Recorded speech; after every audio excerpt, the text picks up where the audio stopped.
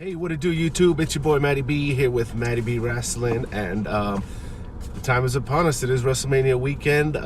It's a great time to be a fan. There's a lot of wrestling going on, not just with WWE, but with all over the world. We had, of course, yesterday was the United We Stand Impact show. We got the NXT show tonight. We have the G1 Supercard coming up tomorrow, and then, of course, WrestleMania on Sunday to cap it all off. Couldn't be more excited. I do apologize for the quality of the video today. I did have to record on my phone. My computer is being kind of lame, so I'm gonna do it on the phone, but I did want to get these predictions out. So we're gonna go ahead with that, and we did get an announcement that the pre-show will consist of the Cruiserweight Championship match and both Battle Royals. So as far as the Cruiserweight match goes, it will be Buddy Murphy versus Tony Nese, and I think this is a good chance to showcase the Cruiserweights. They do great work. They do fantastic things in the ring, and it is on the grandest stage of them all at WrestleMania, so hopefully that can get some more eyes on the 205 product. I don't watch a lot of 205. I'm one of those people, but I do enjoy watching these guys, and I do think Buddy Murphy will retain on that. As far as the Andre the Giant Battle Royal goes, there's a buttload of people in this match. Of course, I think there's 29 announced, maybe 30. But the big focus has been on Braun Strowman and the SNL guys, Colin Jost and Michael Shea.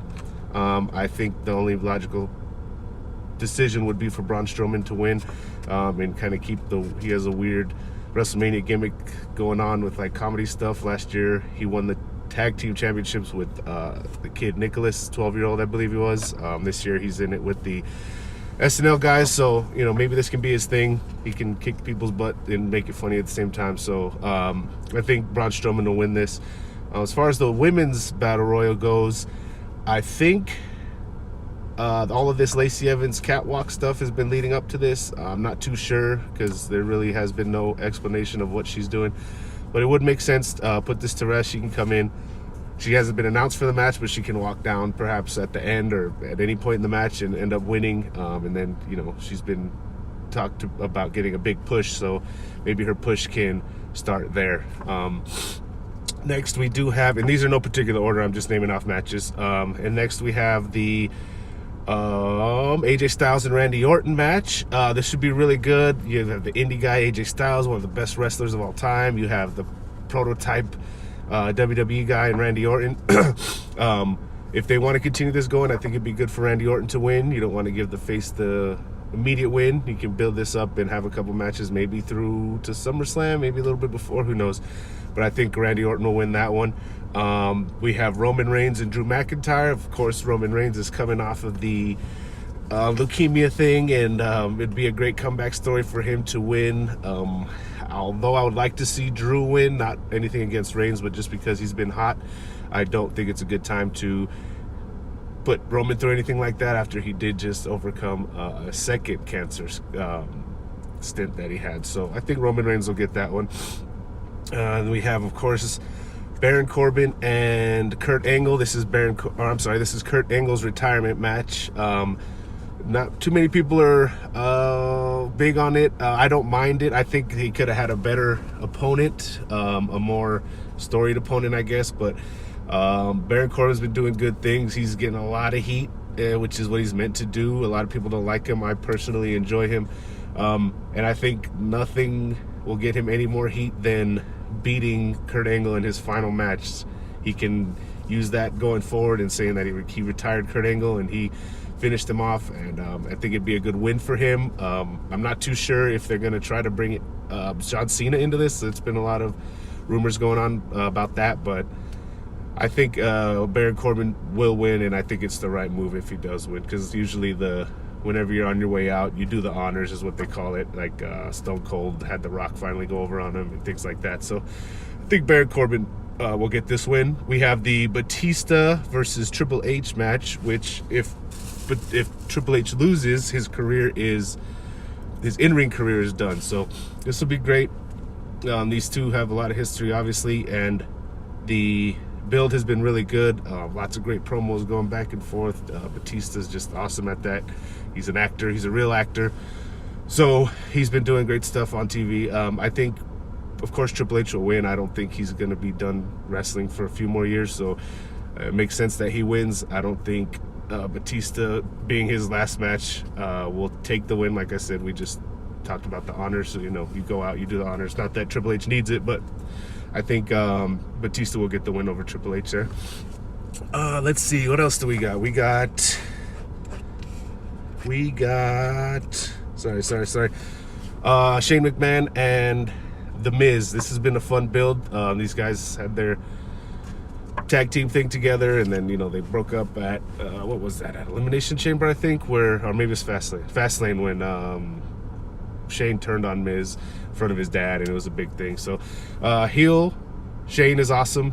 He's the authority guy. He's in the company. Miz has been a great babyface. I didn't see it coming, but he's been very sympathetic. I think in this one, since it has been upgraded, I guess, to a Falls Count Anywhere, these two will fight all over the arena. I think Shane will probably do some crazy stunt. He likes to do something big at WrestleMania, some crazy spot. So he'll probably jump off something big, miss, and then Shane will take the loss. Miz will get the pin off of Shane's failure or, trying to be heroic type thing. So then we have, let's see. We got the U.S. title match, which as of right now, I believe is still on. It is Samoa Joe, the champion, versus Rey Mysterio. Rey Mysterio did get hurt this week on Raw, so I'm not too sure if that match is going to be on. But as of right now, it's still going. Samoa Joe really needs to win this. Bray can lose forever. He's a legend. It's not going to hurt him. Joe finally got his hands on a title. He really needs to win this. I'm going to go with Samoa Joe to retain. Then we do have SmackDown Tag Team Championship match. I think this was just thrown in either today or yesterday, with the Revival, of course, and the tag team of Zack Ryder and Kurt Hawkins. I don't think the Revival will lose. They shouldn't lose because this was kind of just a throw-in match. I don't think they just changed the titles with no build, no nothing. But then again, it is the Raw Tag Team titles, and they pretty much mean diddly right now. So I'm going to say the Revival wins, but I would not be upset if Hawkins and Ryder won that, because Hawkins has been on a million match losing streak, and he should get a win. Granted, it's a tag team, but that's fine. A win's a win. And then, of course, the SmackDown tag match, which is the Usos, the champions, versus The Bar, versus Ricochet and Aleister Black, versus Rusev and Shinsuke Nakamura. I kind of want to say Ricochet and Black will win, because what's the point of having them be so hot on TV and then just losing a tag title match? I don't understand the point of that. If they didn't want them to win, probably wouldn't have put them in this match. So I'm going to say Ricochet and Black, although I would not be surprised if the Usos retain with their whole contract thing. I believe they re-signed, so maybe they'll keep it. Who knows? But I'm going to go with Ricochet and Aleister Black.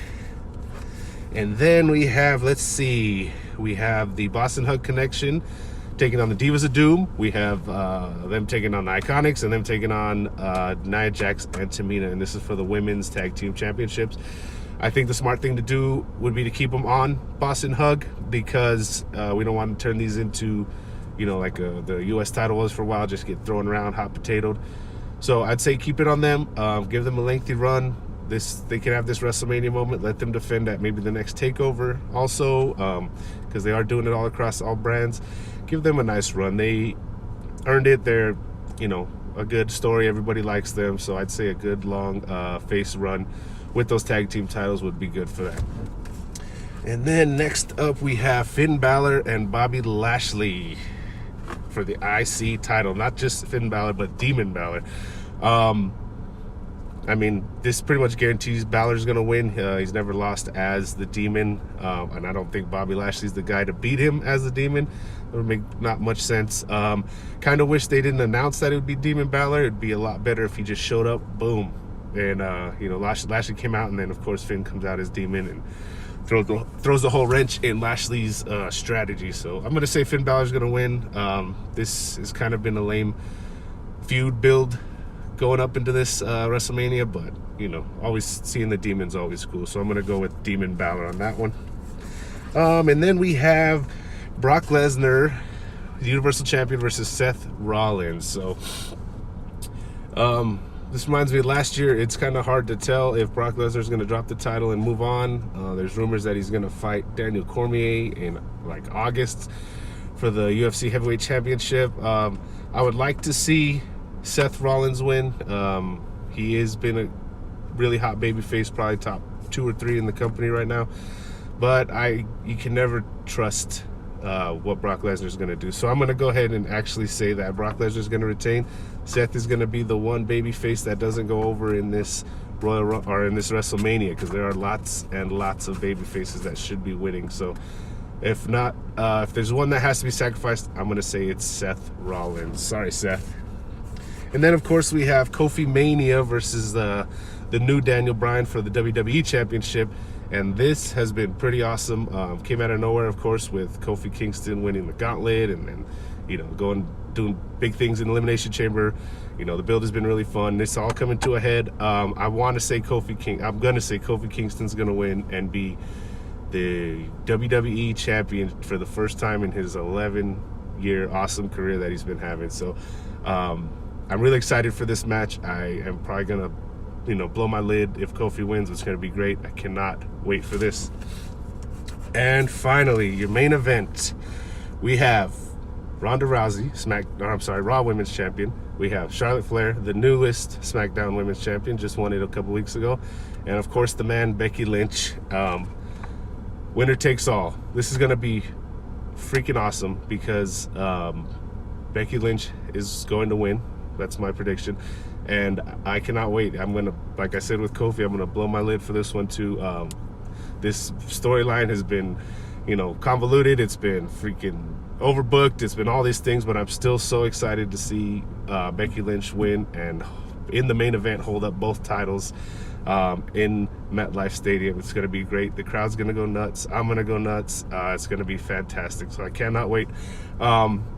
And there it is, guys. Those are my predictions for WrestleMania 35. I will probably do a reactions video after, I'm pretty sure. Hopefully my computer's not being lame by then. But if you guys go ahead and leave your predictions in the comments and let me know how dumb my predictions are, because I'm a terrible wrestling fan. But don't forget to like, share, comment, subscribe, dislike, whatever you like. Any reaction is great for me.